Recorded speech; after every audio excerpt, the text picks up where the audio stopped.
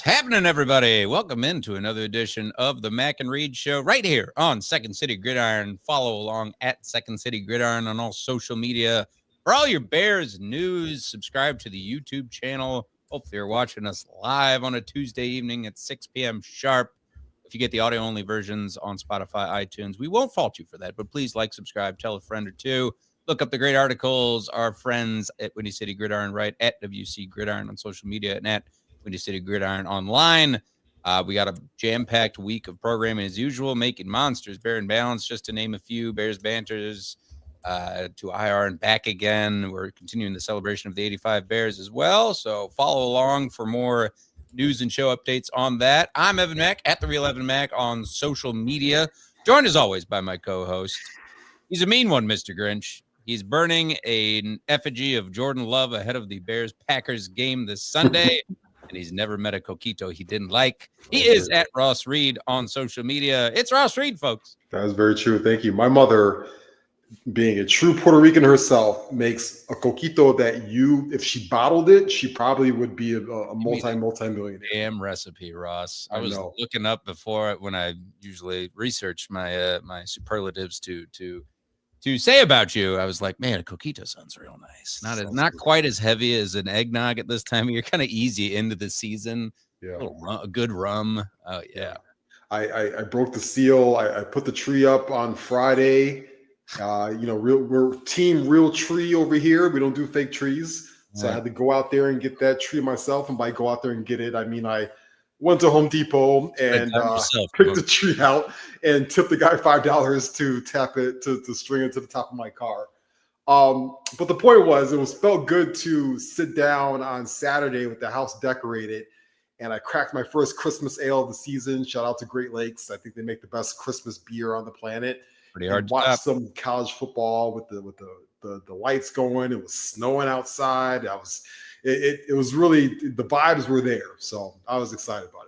The vibes were there. It was a long week. I hope everybody had a great Thanksgiving and good holiday. And certainly the vibes were there. I also went to decorating. We took the tree out of the crawl space, so to speak. So we're not team real tree anymore, unfortunately. Ross, don't judge me. But and also my Christmas sale, I'm looking dead at it with Breckenridge, which is also a pretty good one, but it has not made it into the fridge quite yet. But I'll probably be popping that this weekend. But that's neither here nor there. We have a lot to get to, as this is our first show of December and one of our last few shows of this fair year of our Lord 2025. We're talking about the Bears, of course, for the majority of the show. We will whip around the NFL later in the show and surprises along the way as usual. But let's get into it. I mean, 9-3. What can you say about these Chicago Bears at this point? First in the NFC North, first in the NFC. Just one time. So happy.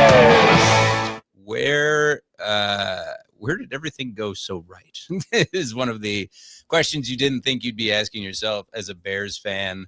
I can just, harken back to our predictions for the, season record at the beginning of the season. We're a little like, oh man, this is kind of overly maybe optimistic to get 10 wins, even 9 wins at this point with this tough schedule, especially in the second half. And now the Bears won 9 out of 10 of their last games. We of course go to the one game they lost in Baltimore, but we won't talk about that. But the Black Friday game was circled on our calendars, on everyone's calendars, and then with this 8-3 record, still the haters, the critics, the non-believers were still saying, man, I don't know about them going into Philly and beating them on Black Friday, regardless of where their record is at. It's the most, obviously in a cold outdoor game in a hostile environment, it's tough to have a complete game on either side. But this is that game where the Bears did everything right to just maintain momentum, padding the lead towards the end in the fourth quarter, and just really continuing to lean on those things that they have done well all season. The run game, check. This offensive line completely retooled with multiple Pro Bowlers now on it, check, and vets and Super Bowl champs and whatnot. The weapons all around. Caleb Williams growing before our eyes, and may not surpass the 4,000 yard marker, but who cares as long as he's playing mistake-free football. And then the defense, I don't know if anybody healthy is one thing, maybe one of the top defenses in the league, and we'll get to that shortly, but leading the league in turnovers, getting a gem of Deshaun Wright, who had the play of the game for me with the tush-push punch-out on Jalen Hurts, just felt like, whoa, we're going to win this game. And we're going to put the whole NFL on notice at this point. So with all that being said, we'll briefly live in the past and just talk about how everything went right for the Bears in Philly like that. And, let's start with Caleb Williams, Ross. I think that, Ben Johnson said we kind of won in spite. I'm just paraphrasing, but won in spite of the throwing attack. We really leaned on the running game. Absolutely. But with Caleb Williams in this offense, we'll start there, and just how much have they impressed you in that game? Yeah, I mean, you talk about Caleb Williams first, right? I mean, not his best outing, not ideal when you look at the stats and then when you look at how he played. But I think, again, it's another game this season that he had where the elements were not ideal. It was very cold there. It was also very, very windy. And I think that affected both quarterbacks. You saw a lot of receivers out there slipping and falling, and when they try to get to the spot, they're slipping as well. And so, when you look at the numbers, 17 for 36, 154 yards, one touchdown. That one touchdown was a special throw, a special Caleb Williams throw, and one interception on that box screenplay. All in all, it was a C plus outing from him. I think he did just enough to win. It's also a microcosm of, again, we talked about this last week. It's not just him. It is Caleb, but it's also Ben Johnson showing more consistency. And I think there were spots where he called some passes where maybe he should have stuck to the run and vice versa and things like that. And I think he owned that as well. I think the receivers are still not making enough plays for their quarterback. And it's a microcosm of what Ben said this week, which is the passing game right now just isn't clicking. And that's not one guy's fault. That's not the quarterback's fault. That's everybody's fault, himself included right now. But it gives you a glimpse of what this team could look like if and when it does click in. And if it does click in, and hopefully it clicks in sooner than later, then it takes the Bears from, this is a fun season, but are they really Super Bowl contenders, to like, oh man, they can win this whole thing. And because they have such a dominant offensive line right now, and that kind of brings me to the next part of the offense, is I thought Friday was a signature win for Ben Johnson as a whole, the play caller, the running game, but also what the Bears and Ryan Poles were able to do in rebuilding and retooling that offensive line.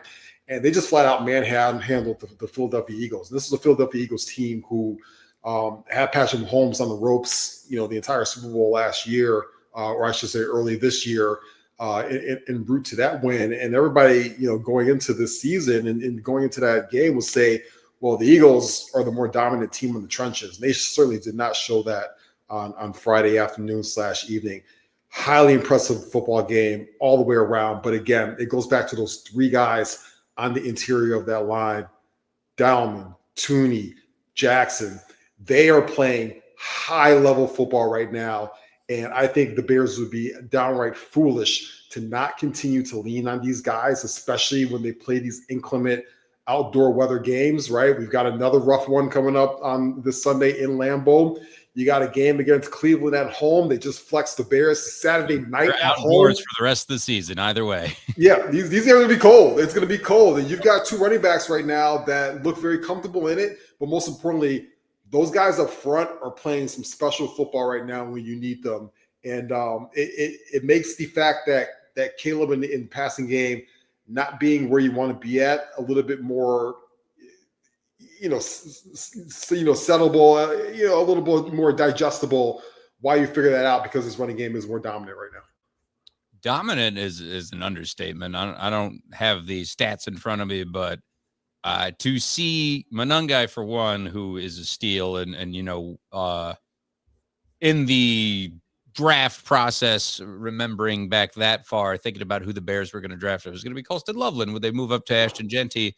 Right. Little did we know a 7th-round pick like Kyle Monungai, or Ashton Genty Light, as he was called, would be perhaps the best running back from this class, the way he's been playing, at least in this system, to the tune of, again, 22 carries, 130 yards, almost 6 a carry for a touchdown. And then DeAndre Swift, a little bit of a revenge game, right? With DeAndre Swift and talking about him going off for 125 yards on 18 carries. Also got to score 7 yards a carry. That's such a testament to the offensive line, as you said, Ross, and that interior being completely reloaded. It's night and day. And man, what the effect that Joe Thuney has, not only just from that guard position, but obviously the leadership that he brings to that offense and that offensive line as a whole. Jonah Jackson and Darnell Wright, just one of the best right sides, and just able to impose their will on these defenses. And I know Philly's been banged up, but to have again a dominant performance like this, 24-15, there was a garbage time touchdown in there where the defense let one go, and AJ Brown was able to go off in one of his angry games. Super impressive. But that defense, Ross, and again, talking about getting healthy is so important. So you were without TJ Edwards, you were without, Noah Sewell, and it's very important to get those guys as you continue to make a playoff push. But Jaquan Brisker, Kevin Byard really stepped up. Byard again with an interception, just such a force on that defense. And Deshaun Wright already talked about what a great effect he has had as well. Mm-hmm. The pass rush leaves something to be desired, and we'll talk about keys to that game against the Packers shortly here.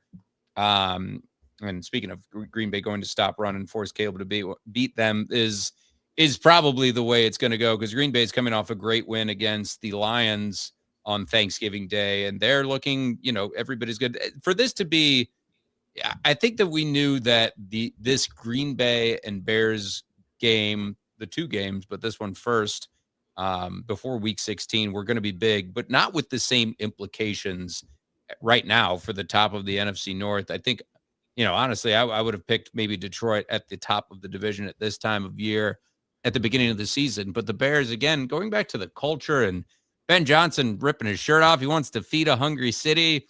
Shout out to him and the Wiener Circle, slinging hot dogs today. It's just such a fun team, and it's such a breath of fresh air when you figured Black Friday of last year, it should be repeated. Eberflus out, and it felt like, all right, well, it can't get much lower than this. And now, a year later, how different this team looks. Really incredible. It is really incredible. And again, if it wasn't for Mike Vrabel right now, who we'll talk about what they did yesterday to the Giants last night. But, Ben Johnson has to be right up there with Coach of the Year right now. And this thing is trending in the right direction. Remember, this is a team that started off 0-2, but, that's okay. This was a team, like you said, they basically had a losing atmosphere last year. With Eberflus, they had to come in. They had to retool the whole roster. They had to bring in a lot of guys. Those guys need time to gel. You need time to learn the offense. And basically, since the bye week, this has just looked like a completely different football team. And that's even with all their injuries that they've had on both sides of the football. And we talk a lot about Ben Johnson and the culture that he's brought to Chicago and the Bears, and he's a Coach of the Year candidate. But you talk about it, Dennis Allen's been awesome. And for him to be able to do what he's done this year with the litany of injuries that the Bears had on defense is highly impressive, especially what they've been able to get out of that secondary, in my opinion. And that also is a lot of credit to Al Harris, of course, the coach secondary who was a ex-Packer player. And I'm pretty sure this is going to be an important one for him on Sunday as well. But Deshaun Wright is making plays. That guy is going to make himself a ton of money in the offseason and set his family up for life off of what he's done here the last 3 to 4 months of the season. And so it's been good. It's been a lot of fun, and I think at this point in the season, and this is also me preaching to the choir, because I didn't think they were going to win that game on Friday night. We have to start saying, maybe the Bears could win, to start saying, yeah, they could win. They could start hanging with any of these teams right now, right? It's an any given Sunday mentality, but the way they're playing right now, they are playing better than some of the good teams in the league right now. And that was a true statement when on Friday, you look at what the Panthers did to the Rams on Sunday. The NFC is more open than I think people want to give it credit for. And so, why can't you say, why not, right? Why can't the Bears go on a run? They need to improve in the passing game. But with that offensive line, with that running game, you get some guys back on defense, you get healthier there. And if, knock on wood, the road goes through Soldier Field, that's a lot different than going to SoFi Stadium, especially for these teams that aren't used to playing football outdoors or in the elements or stuff like that. So it's exciting. It's exciting that we get to talk about a very high level, meaningful Bears versus Packers game in Detroit. In December this Sunday, because it's been a long time since we've been able to say that. Basically. Since the Nagy days, mostly during the Lovie Smith days. Yeah, I mean, outside of the NFC North, Detroit right there now as an 8 seed, but they can't really afford many stumbles. Looking at the NFC West with the Rams at the top, we've been singing their praises, and the 49ers and the Seattle Seahawks are 9-3, Niners at the 7th seed right now, so that could be a really pivotal game. When the Bears travel to Santa Clara in just a few weeks now. But, the focus, of course, this is Green Bay week. And the big concern is, or the big prep is like, who's going to be playing in the defense? If you can get TJ Edwards back, if you can get Noah Sewell, you can get some bodies back. You could only imagine, how that game in Philly would have went with a full complement. But I mean, the depth, you talked about sort of the coaching and Al Harris and these guys who are going to have other jobs at some point, like Al Harris, Declan Doyle. But, future is so bright with certainly Ben Johnson here to stay for a long, long time at this point, just in his first year. Dennis Allen, probably not vying for a head coaching job at this point. So keep that going. I mean, that's great to see. But with all eyes on, Lambeau on Sunday, this game got flexed to 3:25. We saw today that the news is that the December 20th game is now a 7:20 game, which will be, both games will be nice and chilly. And it'll be NFC North football, right? Where you figure this is, these are going to be so pivotal for the North and for the NFC seedings overall as well. I mean, obviously, I think, we look at keys to the game and certainly this run game has to be leaned upon. And I haven't really seen a team in a long time that's been able to stop it, probably since, the Baltimore game many weeks ago, where Caleb Williams has to throw in a hostile environment. We know that the Bears are coming off that win to end last season in the start of 2025, winning in Lambeau. They've never won in their history. They've never won in Lambeau twice in the 106-year history of the team, which is pretty wild. There's going to be a first for everything. But, keys and I guess, in this week of prep, Ross, what are you having your eye on? We talked about TJ Edwards again, getting healthy, Tyreek Stevenson, some of these guys who are more questionable, but it looks like getting that extra week off looks like it's trending, at least for TJ Edwards, who would be a huge relief at linebacker to play and help shore up the middle of that defense. Yeah, he certainly would, especially because he's a better he's a better linebacker for them in the passing game, and Jordan Love is going to want to step back there and attack the middle of the field, even though they are missing Tucker Kraft. I think that's a huge loss for them. He's out for the rest of the season. He's the guy that really extends the each drive for them on third downs and allows some of those guys like Christian Watson and Dobbs and even Matthew Golden, their first round pick that's been out with injuries, to stretch the field a little bit more. The key for me is the Bears to keep doing their bread and butter. I know there's a comment here saying Green Bay is going to stop the run and force Caleb to beat them. That's easier said than done. Right now, the Packers are pretty beaten up on their defensive line. They've got a couple injuries out there. They're trying to get some guys back. They did go out there and get Michael Parsons. Michael Parsons notoriously not a run stopper. He wants to pin his ears back and go out there and attack the quarterback. So, you look at the Packers during their last couple games, ever since, Carolina, which was a loss in week 9, that was November 2nd. In that game, they gave up 163 yards on the run. And since then, it went from 163 to 111 to 142 to 93 to 119 last week to the Lions. And guess what?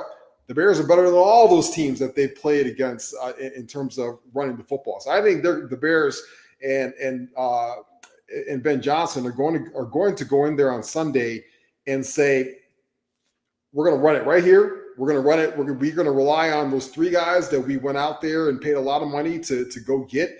And we're going to say, we dare you to stop it. And, oh, by the way, if Caleb Williams does need to make 4 or 5 throws in the game to keep them honest, I also think he could do it. I think Caleb is a pretty solid cold weather quarterback. And I think he could get there. Remember, too, Ben Johnson has had success in the past in scheming against Micah Parsons. That's going to be the big key for the Bears as well on offense. You cannot let that guy wreck the football game. And I go back to their win earlier in the season against the Raiders, and I think he learned a lot from what Max Crosby did in that game. Max Crosby almost single-handedly won that game for the Raiders. If it wasn't for Geno Smith throwing all those interceptions, in my opinion, I think Max Crosby would have won that game. And I think Ben is going to go out there this Sunday and have a better plan for him, knowing that Micah likes to move around. Sometimes Micah likes to switch sides. Sometimes he likes to come from the middle. Sometimes he likes to drop off in pass coverage. But you need to know where number one is on the football field every time. And then also tire them out in the cold, run that football right at them. So, again, you saw a heavy dose of Swift and Monangai on Sunday. I think you see the same thing again.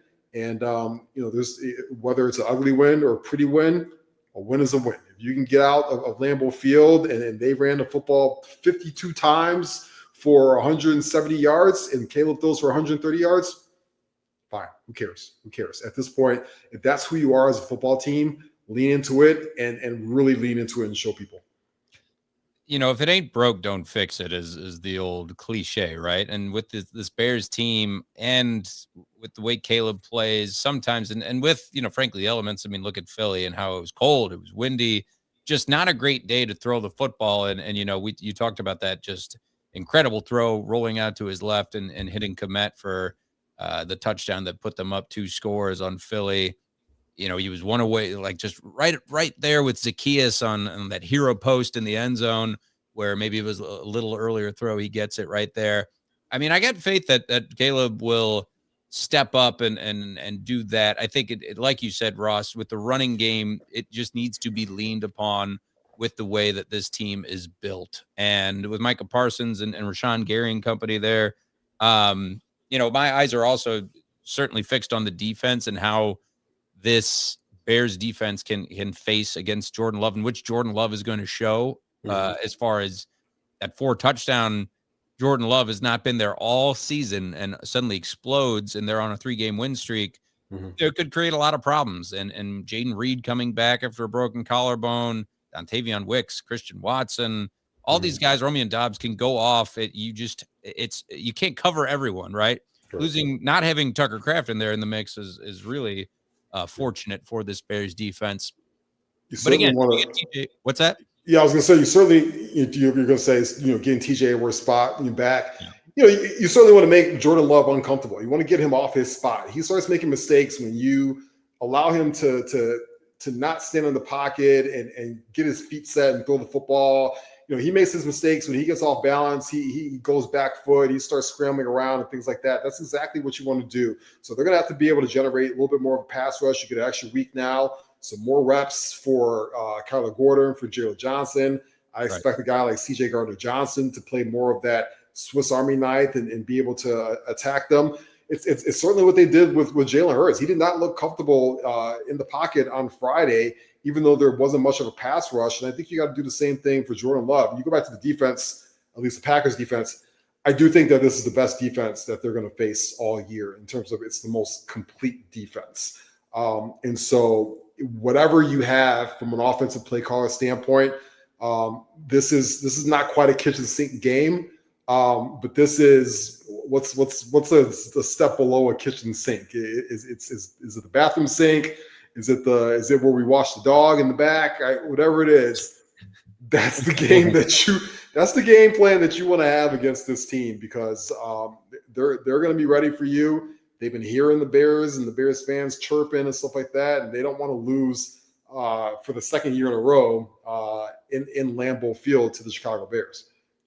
Yeah. I mean, in terms of this matchup and Bears with Packers being favored by 6.5 points at this point, they're still in every power ranking ahead of the Bears, and the Bears are still, looking up to the Packers, so to speak, with just the recent history, especially with the quarterback play. Getting Micah Parsons the offseason was huge. And to that end, they play Micah Parsons. They play Myles Garrett, who looks like he's just on an incredible tear to sack the quarterback this season. 19 sacks. After this game, then they'll host the Browns, and then they'll get Aiden Hutchinson to end the season as well. But with the Packers, it just feels different. But obviously Lambeau is such a tough place to play. I put a lot of pressure on the secondary. Certainly Ross. I think that, we've seen Montez Sweat have an up and down year.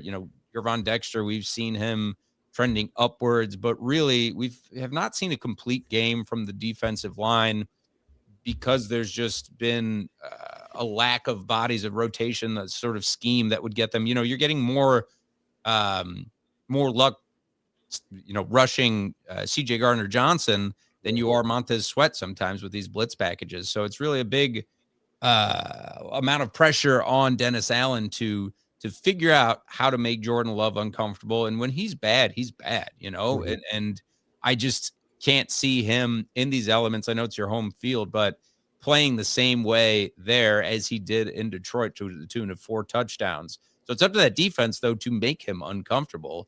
And like you said, Ross, this looked like pure NFC North battle, just running at each other, maybe 10-7 type score to see who takes the North title or the North lead with a few weeks left in the season. Yeah, absolutely. This is going to be a very special chess match against between two of the top play callers in the league right now, two of the top head coaches in the league, two of the top defensive coordinators. They've got a defensive coordinator over there in Healthy who is probably going to leave this year for a head coaching gig because that's how impressive that he's done this year. So I'm excited about it. I think both sides should be excited. It's Bears-Packers week. Again, this is what you want to root for as a football fan. I think there's a lot of back and forth on Twitter X right now, and Packers fans saying Bears fans shouldn't be excited or celebrated. We own you. And Bears fans are saying, well, you guys shut the hell up and this and that. It's everybody should fan how they want to fan and enjoy it and chirp a little bit. This is what this is part of the game. Exactly. This is a part of the experience. This is a part of being in a Bears-Packers week. The players are going to lock themselves in a bubble and focus on what they need to do on Sunday. So whatever you say on what and this and that has no bearing on what they're going to do out there. So let people fan and celebrate and go out there how you want. And I think as a fan, if you're a fan of either side, this is what you want. You should want these games to mean something. And as a Bears fan, you should want to go into Lambeau Field on Sunday. And if you win that football game, not only do you say, we are the 1 seed, but also this is not your Evan and Ross is Packer, Bears from the past, right? Where we're used to Chris Conte blowing coverage and Aaron Rodgers throwing up top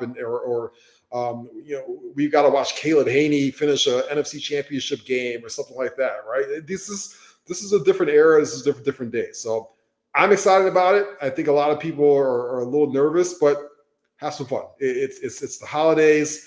Drink some coquito, eat some good food, and let's watch hopefully what should shape up to be a really special football game in Lambeau on Sunday.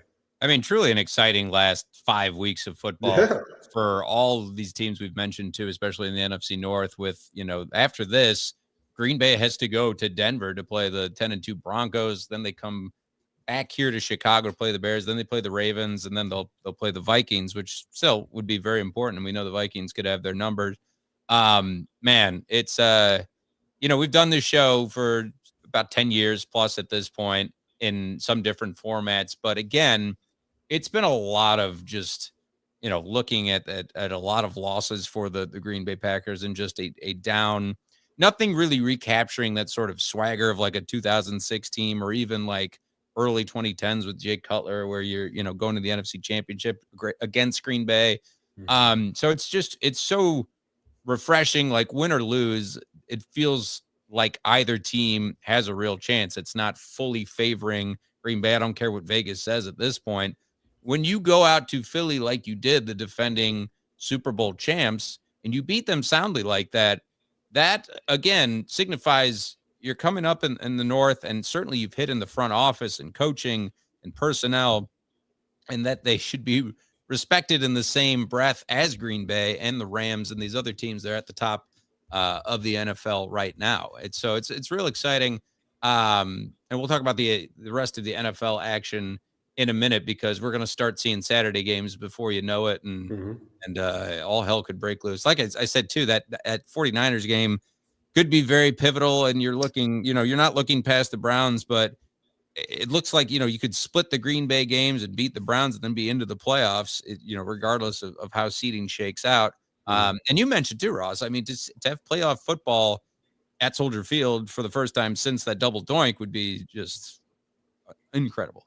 Absolutely. I mean, you're looking at it now, you got 9 wins underneath your belt. I think you want your floor right now to be 11, right? So you want to be able to get to that 11 number, because that'll really get you into the playoffs. But again, once you start talking about, being in the 1 seed going into December, you never want to give that up, because it is important to be able to get that bye week, to get some guys healthy and get rested, and have that goes through Soldier Field. So now at this point, you're looking at, can we get to 12, right? Can we get to 13, something like that?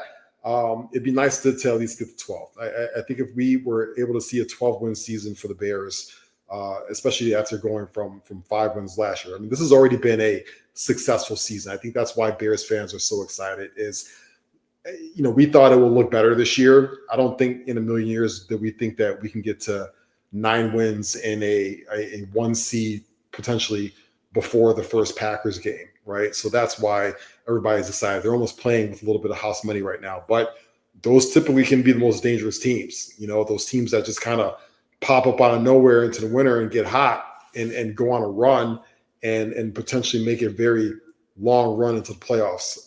But again, at this point, it is a week-by-week league. It always is, but it's more paramount now.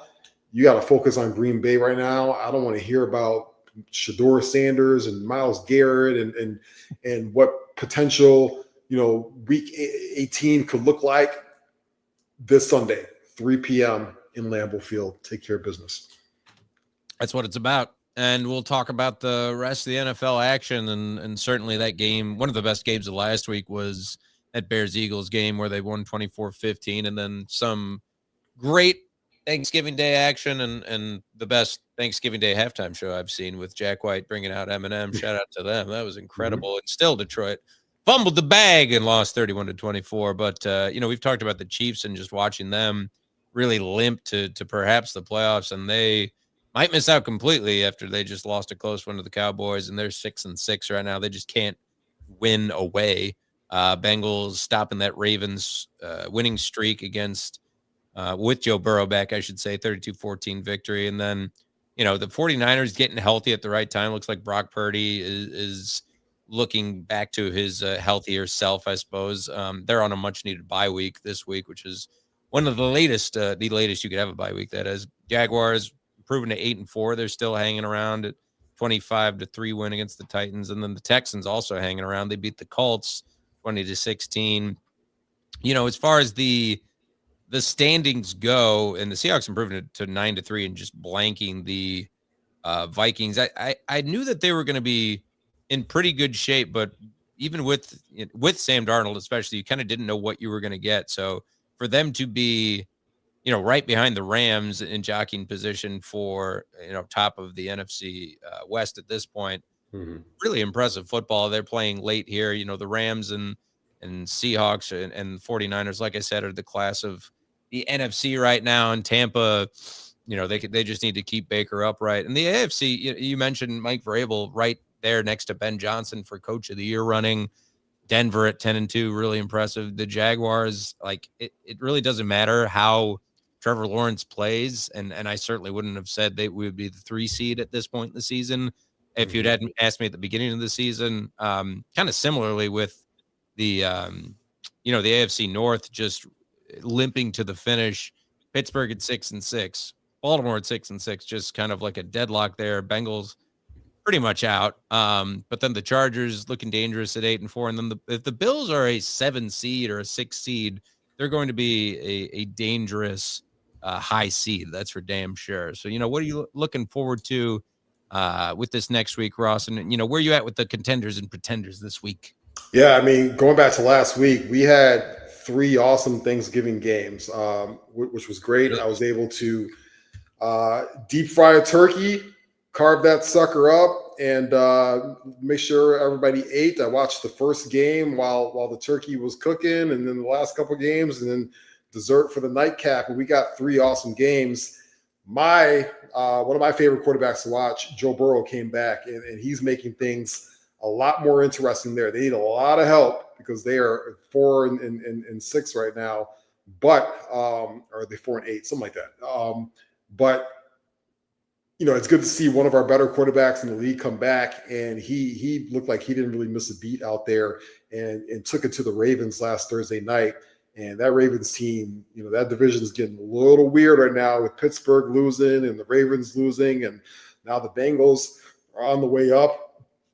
Talk about weird, the Chiefs losing that game to the Cowboys last Thursday night was crazy. Now their playoff hopes are in jeopardy right now too. And then, of course, the Panthers. The Panthers are just like, they remind me of Kid Dynamite in Mike Tyson Punch Out. Like they're the little guy in there, but that's an old reference too. They're like the little guy in there, but somehow they just keep winning some of these games that you don't think they're ever going to win. And for them to beat the Rams like that at home was really, really fun. Obviously, they did the Bears a solid, but if Bryce Young can never play consistent football, that could be a very dangerous team too in the future. I think going forward, what we're looking to this week, I think Thursday night is a loser leave town matchup. You got Cowboys versus Lions. Both of those teams need to win to keep their playoff hopes alive. And whoever loses that football game is not going to go to the playoffs this year. I've been really impressed with what the Cowboys have been able to do the last couple of weeks. And I think Schottenheimer and that coaching staff deserves a lot of credit. Dak Prescott is playing at an MVP level, I think, this year. He just has a pretty brutal defense for most of the season, but they're playing good football as well. And then, of course, Sunday, since thank goodness we got Bears later on, because I want to watch as much Bengals Bills as possible, because I think Joe Burrow can go into Buffalo and beat the Bills, and I that's what I would want to see. I love Joe Burrow. I want to see them make the playoffs. I want to see guys like Chase make the playoffs and things like that. And then of course from there, Colts Jaguars is another massive game too, because the Colts right now they seem to be reeling a little bit. I watched Daniel Jones on Sunday. I did not think he was moving well at all. The guy has a broken fibula. I don't know how he's even out there playing football right now. That should be an injury that keeps you out for multiple weeks. But if he's compromised and he can't move around and be the Daniel Jones from the first half of the year, the Colts can be in a lot of trouble. If they lose enough games here, they can actually find themselves on the outside looking in, because the Jaguars are playing well, but also most importantly for them, Houston is really starting to elevate as well. And they got CJ Stroud back and getting healthy. And that defense for Houston is feisty. And now you get Stroud back with Nico Collins and those guys. They're on the way up. They really are. That defense, with a couple of the sacks leaders, and just lost their names. Will Anderson, Daniel Hunter. Yep, there it is. Hunter, yep. But you talked about, the way it feels like Dak Prescott has been playing. We talked about how long we've been doing a show here, and Dak Prescott's just been playing forever. Mm-hmm. And, certainly didn't have the benefit of CeeDee Lamb this entire season, but he's put together a great season with 3,200 yards, 25 touchdowns, 8 interceptions. Where they have a bit of life, certainly, with this NFC East, maybe at least getting a wild card shot if they can win out, something like that. But it starts with, them against Detroit, and Detroit can't really, they don't have a lot of margin for error when you think if Green Bay and the Bears are, jockeying for playoff spots and whoever's going to get a better seed there.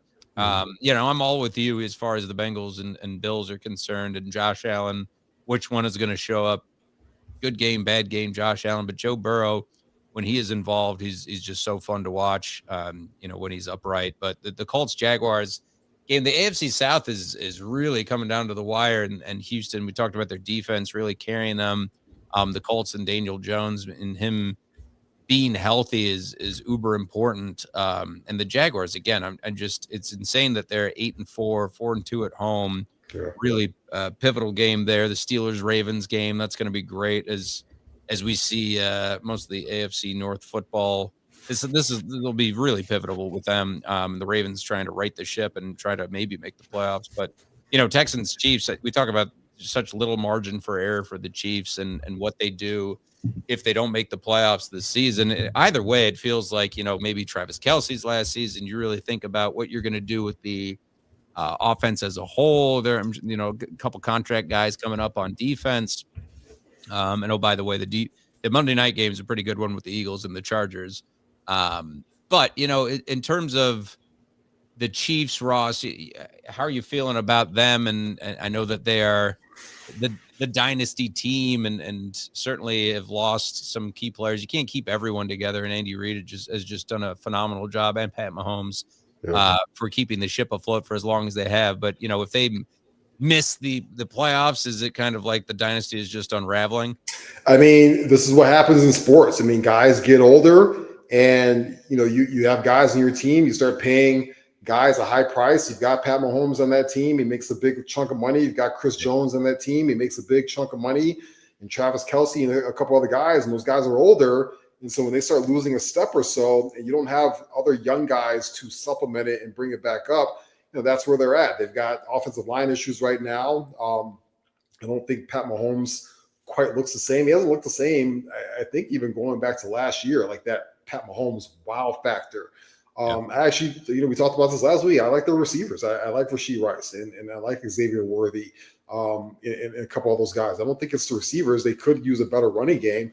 I also think the defense has been a little bit of a mess this year too. I don't think it's been the same defense as well. So this is what happens. This is the Golden State Warriors with Steph Curry and Klay Thompson, right? Eventually, it comes to an end, or at least it comes to maybe a pause. That's why I don't want to say, I'm not going to write off Patrick Mahomes in the future, but maybe this is a year for them to say, all right, we don't have it this year.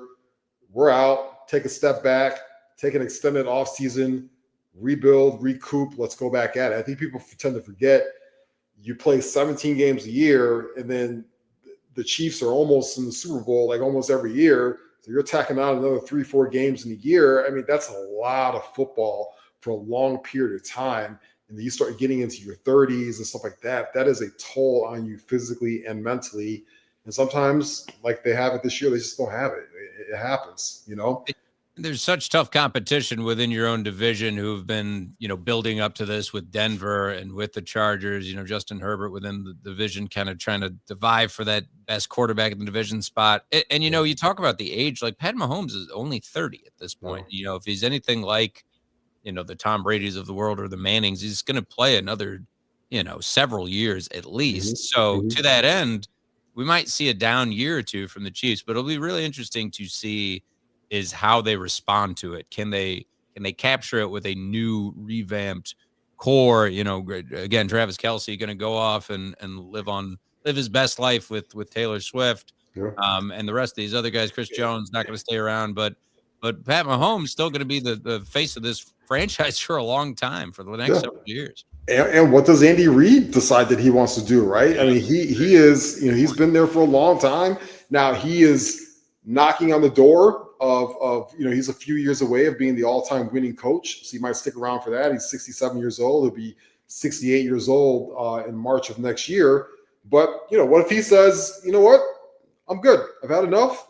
I'm out of here. I've had a blast. Matt Nagy, you got it. It's you got this whole thing.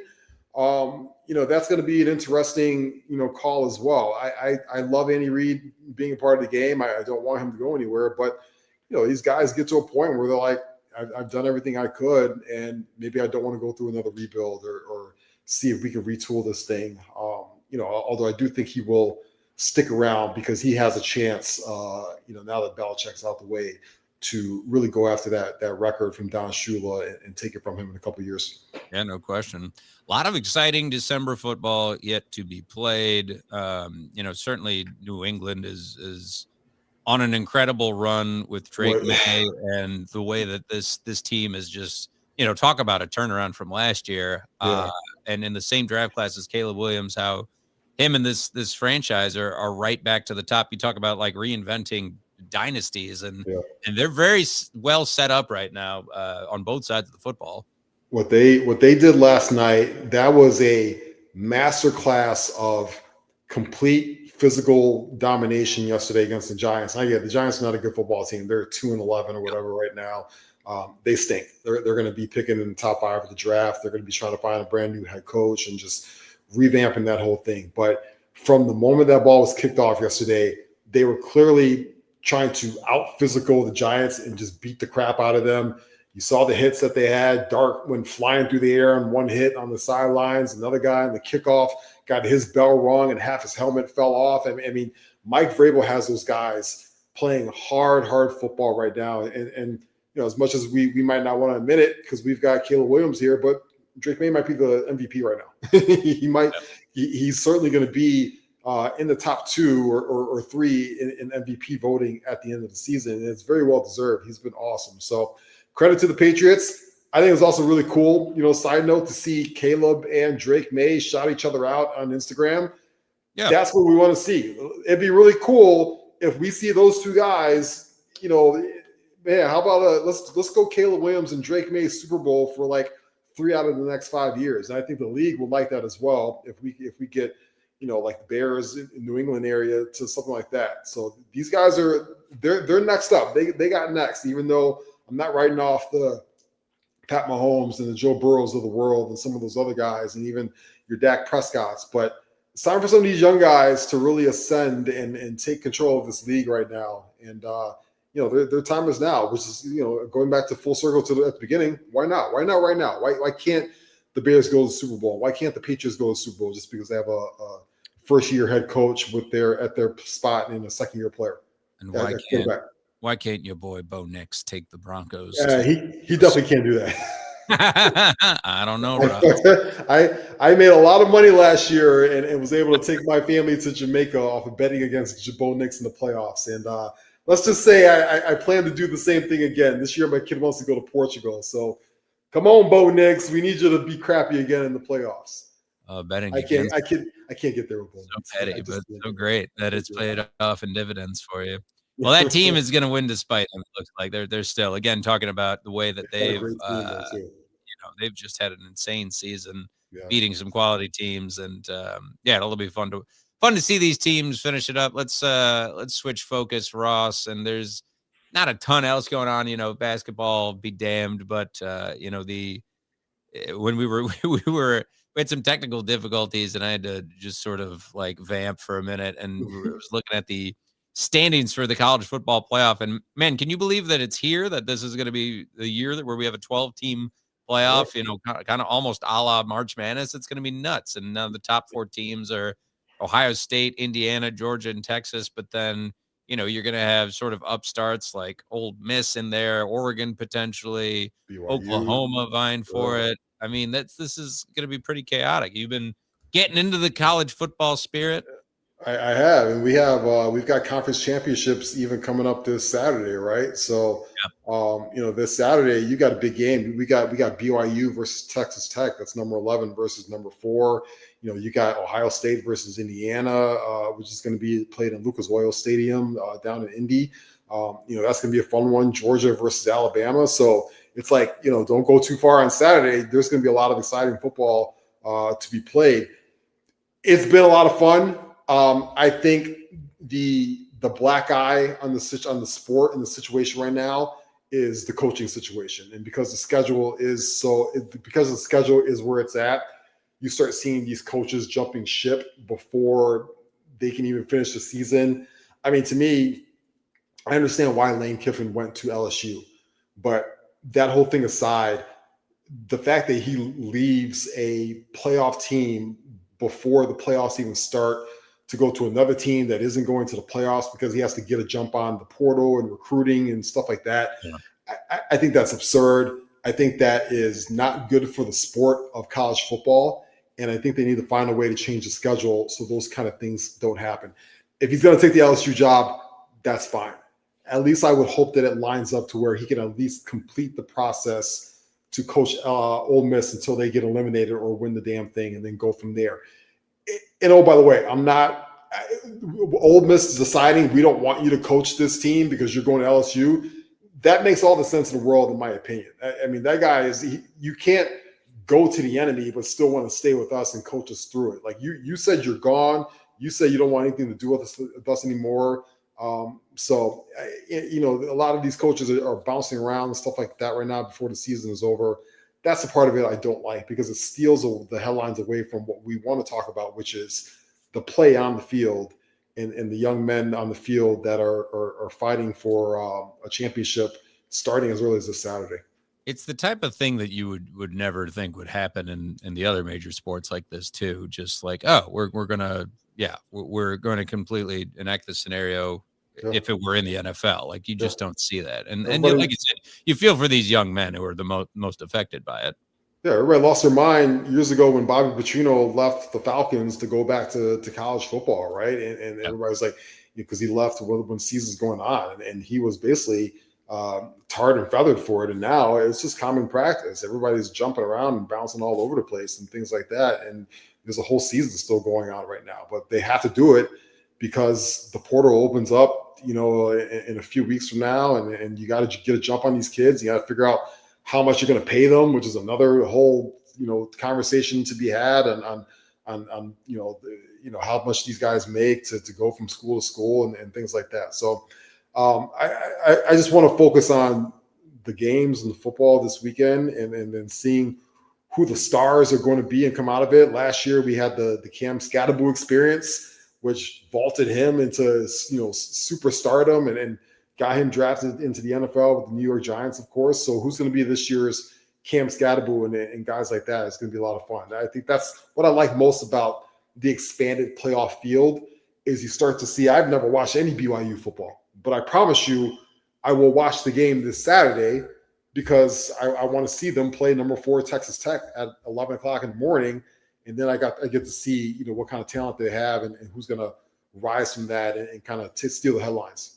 I love expanding it. I think it was a long time coming, and just think about the amount of money that they make with NCAA football the way it is now, certainly, and name and likeness for the players and all. But we were talking about dynasties, and Ohio State just not even lost steam since last season. When you figure you lose a lot of key players, you lose your backfield, you lose your quarterback, but man, you got a Heisman fronter back there again. You're looking poised as the number 1 seed to perhaps go and win back-to-back titles. It's a credit to that whole school in the way that they are run. It's impressive. It's very Saban-esque in the way we've seen recent dynasties operate like that. Russ, I got a big send-off for you here. Quentin Tarantino revealed his top 10 films of the 21st century from 10 down. Midnight in Paris, number 9, Shaun of the Dead, number 8, Mad Max Fury Road, great film. Number 7, Unstoppable. Number 6, Zodiac. Number 5, There Will Be Blood, Paul Thomas Anderson, one of his finest. Number 4, Dunkirk. Number 3, Lost in Translation. Number 2, Toy Story 3, banger. And number 1, Black Hawk Down. I'd first like to ask, what would you omit? What would you add? There's a lot of movies on there I would omit. It's so hard to put 10 together on the list like it is. It is. I mean, off the top of my head, there's no Social Network on there. There's no Get Out on that list. I think there's no 25th Hour Spike Lee on there. But he went with his boys. On that list, he went with all the people that he grew up with. Fincher is on that list. PTA is on that list. I saw Woody Allen's on that list. He shouldn't be on that list.